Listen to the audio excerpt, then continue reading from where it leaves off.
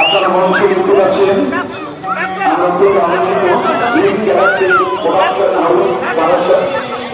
এই বারাসাতে তাদের একটি প্রোডাকশন হাউস, তারা এই ইনফ্লুয়েন্সের আলোকসজ্জা দেখে আলোকিত হয়েছে, তাদের ভীষণ ভালো লেগেছে। বিশেষ আলোকসজ্জার জন্য পুরস্কৃত করবেন ইনফ্লুয়েন্সকে তারা করছেন। আমি ইনফ্লুয়েন্সকে যিনি এখন আছেন, আমি জানি না অশ্বিনী কোথায় আছে বা পূজা কমিটির সম্পাদক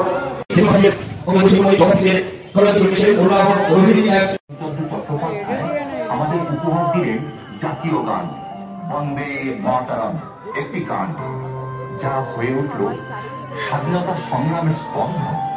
অনেক বিপ্লবীকে অনুপ্রাণিত করে মাতৃভূমির জন্য ভারতের অতি কনিষ্ঠ শক্তি একজন। মাত্র 18 বছর বয়সে স্বাধীন ভারতের স্বপ্নকে বুকে নিয়ে হাসি মুখে তিনি এগিয়ে গিয়েছিলেন ফাঁসির মঞ্চে। তার আত্মত্যাগ আজও যুক্ত হয়ে আছে প্রত্যেক ভারতীয় হৃদয়ে। বিশ্বকবি রবীন্দ্রনাথ ঠাকুর তার শব্দের মাধ্যমে ফুটিয়ে তুলেছেন আমাদের ভারতের গৌরব। 1913 সালে তিনি হয়ে উঠলেন প্রথম এশিয়ান যিনি গীতাঞ্জলির জন্য সাহিত্যে নোবেল পুরস্কার জিতলেন। তার গান ও গল্প আজও স্মরণ করায় আমাদের।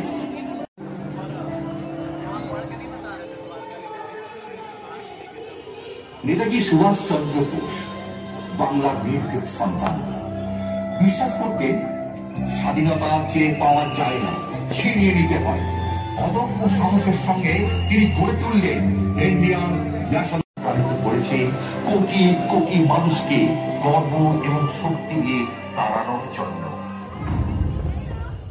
বিদ্যাসাগরের বই থেকে নেতাজির সেনা, রবীন্দ্রনাথের কলম থেকে ক্ষুদিরামের সাহস। বাংলা ভারতকে তার বীরদের দিয়েছে, তাদের উত্তরাধিকার আজও আমাদের চিন্তা করতে, লড়াই করতে উদীয়মান।